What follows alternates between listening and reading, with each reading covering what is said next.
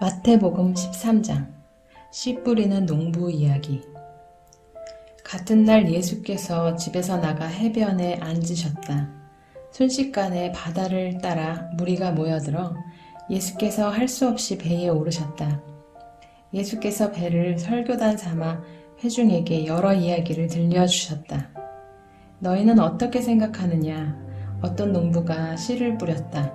씨를 뿌리는데 덜어는 길 위에 떨어져서 새들이 먹어버렸다. 덜어는 자갈밭에 떨어져서 금세 싹이 났으나 뿌리를 내리지 못해 해가 나자 곧 시들어 버렸다. 덜어는 잡초밭에 떨어져서 싹이 났으나 잡초가 짓눌러 버렸다. 덜어는 좋은 땅에 떨어져서 농부가 생각지도 못한 큰 결실을 맺었다. 너희는 듣고 있느냐? 정말로 듣고 있느냐? 왜 이야기인가? 제자들이 다가와서 물었다. 왜 이야기로 말씀하십니까? 예수께서 대답하셨다. 너희에게는 하나님 나라를 아는 깨달음이 주어졌다. 너희는 하나님 나라가 어떻게 되어가는지 안다. 그러나 이 선물, 이 깨달음은 누구한테나 있는 것이 아니다. 어떤 사람에게는 주어지지 않았다. 누구든지 준비된 마음이 있으면 언제라도 깨달음과 이해가 막힘없이 흐른다. 그러나 준비된 마음이 없으면 깨달음은 흔적도 없이 금세 사라진다. 내가 이야기로 말하는 것은 그런 이유에서다. 마음을 준비시키고 마음을 열어 깨닫도록 주의를 환기시키려는 것이다. 현재 상태로는 그들은 세상 끝날까지 쳐다보아도 보지 못하고 지칠 때까지 들어도 깨닫지 못한다. 내가 이 이사야의 예언을 굳이 반복해서 말할 필요가 있겠느냐? 너희 귀가 열렸으나 하나도 듣지 못하고 눈을 떴으나 하나도 보지 못한다. 이 사람들은 머리가 꽉 막혔다. 그들은 듣지 않으려고 손가락으로 귀를 틀어막는다. 보지 않으려고 나와 얼굴을 맞대지 않으려고 내 치유를 받지 않으려고 두 눈을 질끈 감는다. 그러나 너희는 하나님이 복 주신 눈, 곧 보는 눈이 있다. 하나님이 복 주신 귀, 곧 듣는 귀가 있다. 예언자와 겸손하게 믿는 이들을 비롯해 많은 사람들이 너희가 지금 보는 것을 보고 너희가 지금 듣는 것을 들을 수만 있었다면 그 무엇도 마다하지 않았을 텐데 그럴 기회가 없었다. 씨 뿌리는 농부 이야기의 의미. 농부가 씨를 뿌리는 이 이야기에서 배워라. 누구든지 천국 소식을 듣고도 받아들이지 않으면 마음에 뿌려졌으나 겉에 그대로 남아있는 그 들은 것을 악한 자가 와서 낚아채 간다. 이것이 농부가 길 위에 뿌린 씨다. 자갈밭에 떨어진 씨는 듣는 즉시 뜨겁게 반응하는 사람이다. 하지만 성품의 토양이 없다 보니 감정이 식거나 어려움이 닥치면 아무 쓸모가 없게 되고 만다. 잡초밭에 떨어진 씨는 천국 소식을 듣기는 듣지만 세상 모든 것을 갖고 싶고 더 얻으려는 염려와 망상의 잡초 때문에 숨이 막혀서 아무 소득이 없는 사람이다. 좋은 밭에 떨어진 씨는 그 소식을 듣고 받아들여서 생각지도 못한 큰 결실을 맺는 사람이다. 예수께서 또 다른 이야기를 들려주셨다. 하나님 나라는 자기 밭에 좋은 씨를 심은 농부와 같다. 그날 밤 품꾼들이 자는 동안에 그의 원수가 밀밭 사이사이에 엉겅퀴를 뿌리고는 동트기 전에 자취를 감췄다. 푸른 싹이 처음 나고 낮 알이 연글려고 할 때에 엉겅퀴도 함께 나왔다. 일꾼들이 농부에게 와서 말했다. 주인님, 좋은 씨만 가려서 심지 않았습니까? 이 엉겅퀴는 어디서 왔습니까? 주인은 원수가 그랬구나 하고 대답했다. 일꾼들은 엉겅퀴를 뽑을까요? 하고 물었다. 주인이 말했다. 아니다. 엉겅퀴를 뽑다가 밀까지 뽑아버리겠다. 그냥 추수 때까지 같이 자라게 두어라. 그때에 내가 추수하는 사람들에게 엉겅퀴는 뽑아 따로 묶어 불사르고 밀은 거두어 곡간에 넣으라고 하겠다. 또 다른 이야기다. 하나님 나라는 농부가 심은 솔씨 하나와 같다. 솔씨는 씨로서는 아주 작지만 세월이 가면 독수리들이 그 안에 둥지를 틀 만큼 큰 나무로 자란다. 또 다른 이야기다. 하나님 나라는 여자가 보리빵 수십 개를 만들려고 반죽에 넣은 누룩과 같다. 기다리고 있으면 반죽이 부풀어 오른다. 그날 예수께서는 이야기만 하셨다. 오후 내내 이야기 시간이었다. 그분이 이야기로 말씀하신 것은 예언의 성취였다. 내가 입을 열어 이야기하겠다. 세상 첫날부터 숨겨진 것들을 내가 드러내겠다. 역사에 막이 내릴 때 예수께서 회중을 돌려보내시고 집에 들어가셨다. 제자들이 돌아와서 말했다. 밭의 엉겅퀴 이야기를 설명해 주십시오. 그래서 예수께서 설명해 주셨다. 좋은 씨를 뿌리는 농부는 인자다. 밭은 세상이고 좋은 씨는 천국 백성이다. 엉겅퀴는 마귀의 백성이고 엉겅퀴를 뿌리는 원수는 마귀다. 추수 때는 시대의 끝이고 역사의 끝이다. 추수하는 일꾼들은 천사들이다. 엉겅퀴를 묶어서 불사르는 장면은 마지막 막에 나온다. 인자가 천사들을 보내어 자기 나라에서 엉겅퀴를 뽑아 쓰레기장에 던지면 그것으로 끝이다. 그들은 높은 하늘에 대고 불평하겠지만 아무도 귀 기울이지 않을 것이다. 그러나 거룩하게 무르익은 사람들은 성숙하게 자라서 자기 아버지의 나라를 아름답게 꾸밀 것이다. 너희는 듣고 있느냐? 정말로 듣고 있느냐?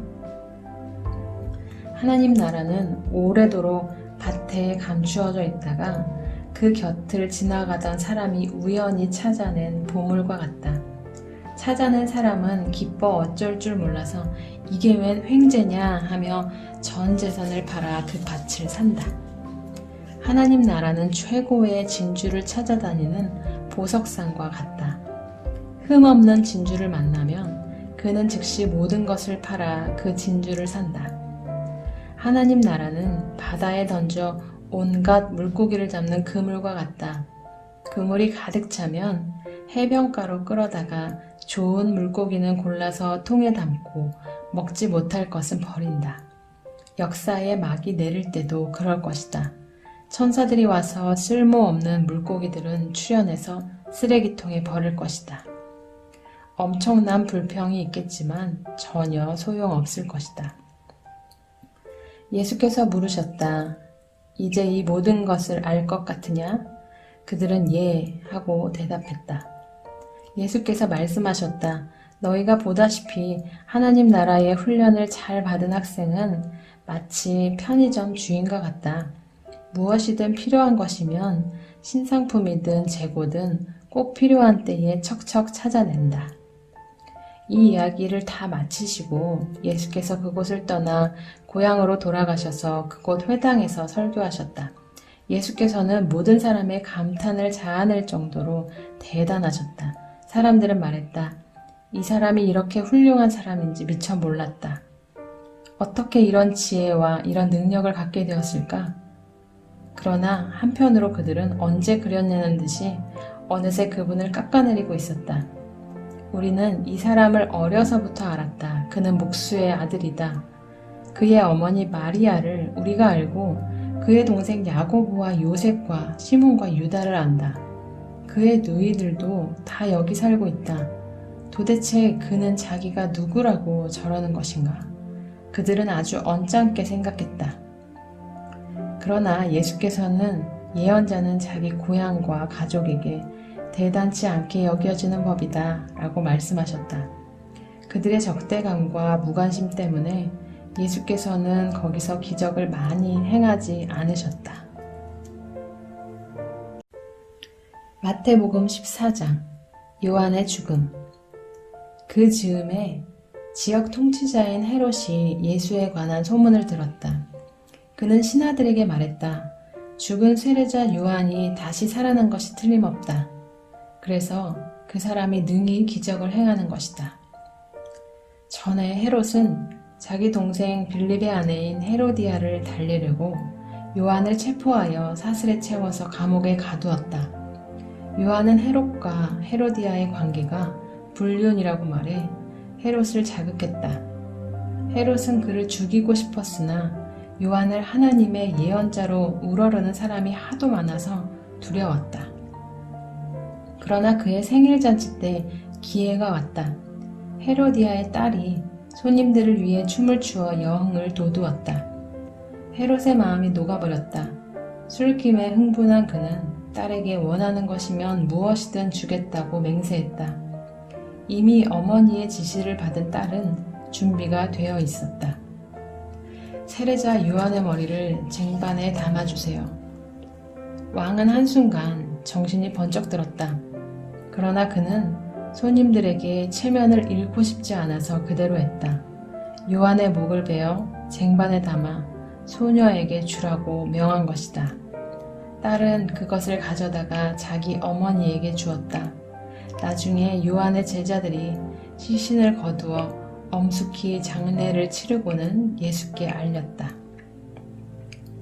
너희가 먹을 것을 주어라.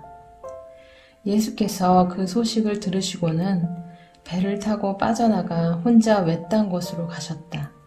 그러나 허사였다. 그분을 본 사람이 있어서 금세 소문이 퍼졌다. 곧 인근 여러 마을에서 많은 사람들이 걸어서 호수를 돌아 그분이 계신 곳으로 왔다. 사람들이 오는 것을 보자 그분은 못내 불쌍한 마음이 들어 아픈 사람들을 고쳐주셨다. 저녁 무렵에 제자들이 예수께 다가와 말했다. 여기는 시골이고 시간도 늦었습니다. 사람들을 돌려보내 마을에 가서 저녁을 먹게 해야겠습니다. 그러나 예수께서 말씀하셨다.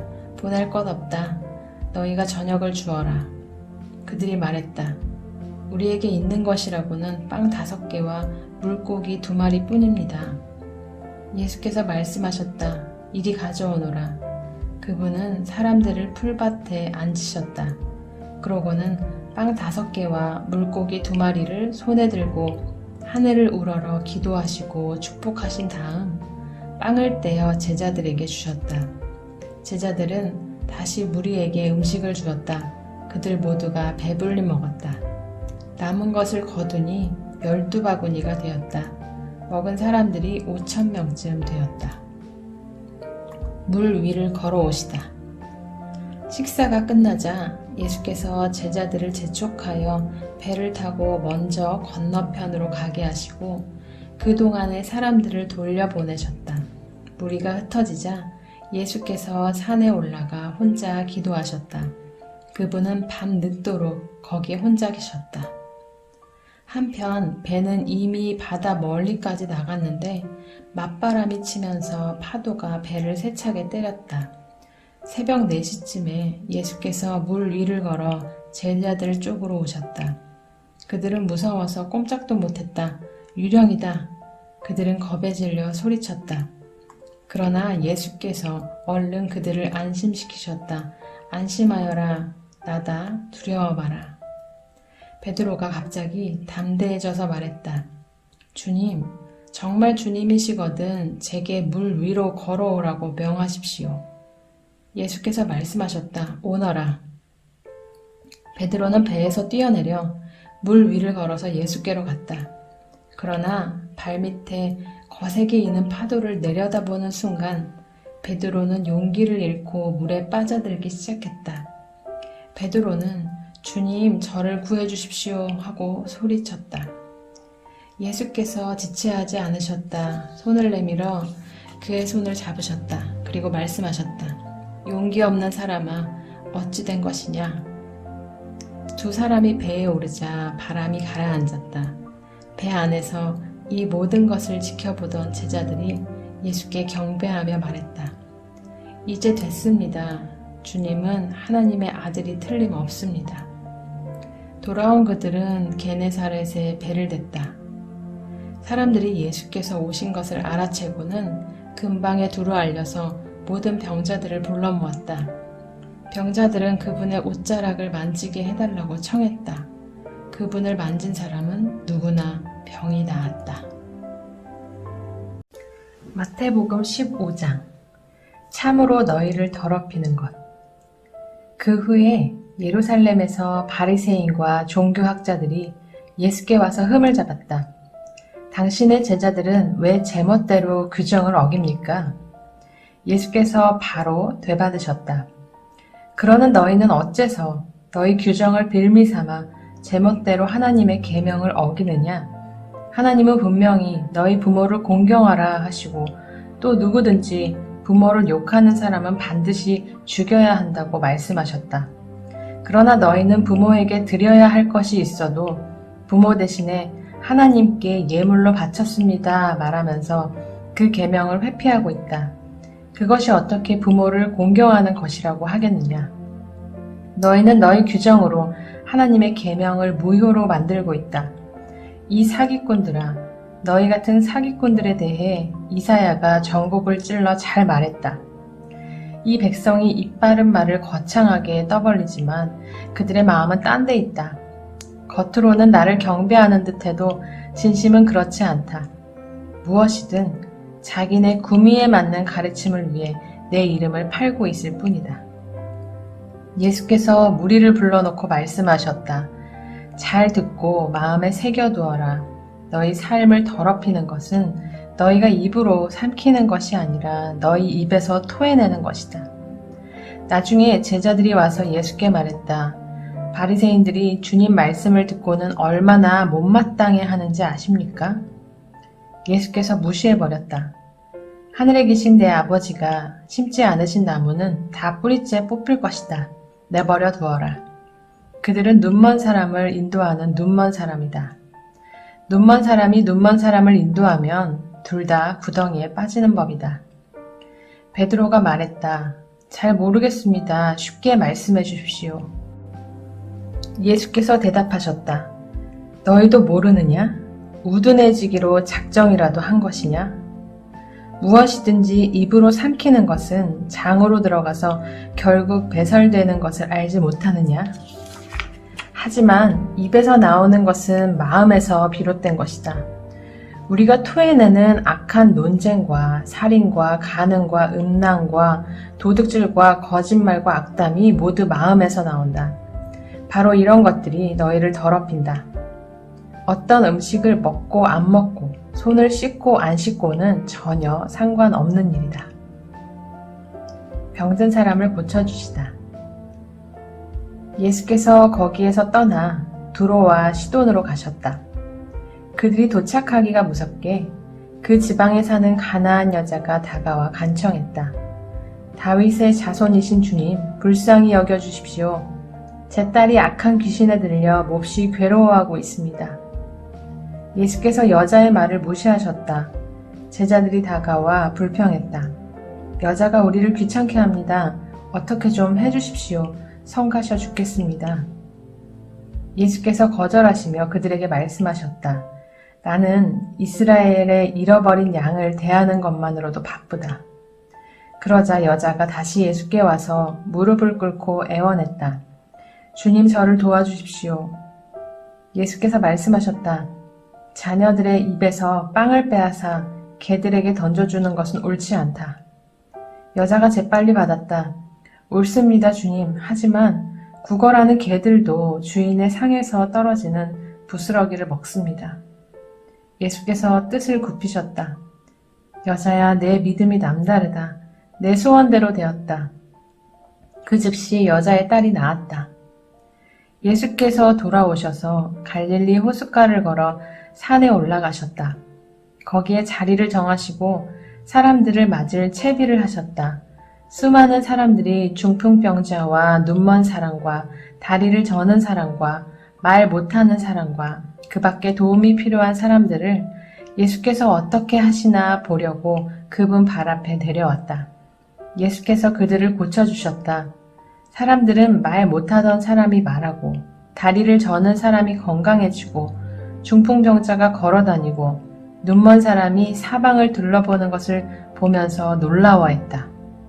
그들은 하나님께서 자기들 가운데 생생히 살아계심을 모든 사람에게 알렸다. 그러나 예수께서는 다 끝내신 것이 아니었다. 예수께서 제자들을 불러 말씀하셨다. 이 사람들을 보니 내 마음이 아프구나. 이들이 사흘이나 나와 함께 있었는데 이제 먹을 것이 없다. 배고픈 채로 가다가는 길에서 쓰러질지도 모르니 차마 보내지 못하겠다. 제자들이 말했다. 하지만 여기는 허허벌판인데 끼니가 될 만한 음식을 어디서 구하겠습니까? 예수께서 물으셨다. 너희에게 빵이 얼마나 있느냐? 빵 7개와 물고기 몇 마리가 있습니다. 그들이 말했다. 그러자 예수께서 사람들을 앉게 하셨다. 예수께서는 빵 7개와 물고기를 손에 들고 감사를 드리신 후에 사람들에게 나누어 주셨다. 모두가 먹되 원하는 만큼 실컷 먹었다. 남은 것을 거두니 큰 것으로 7바구니나 되었다. 4,000명이 넘는 사람들이 배부르게 먹었다. 예수께서 그들을 보내시고 나서 배에 올라 마가단 지방으로 건너가셨다.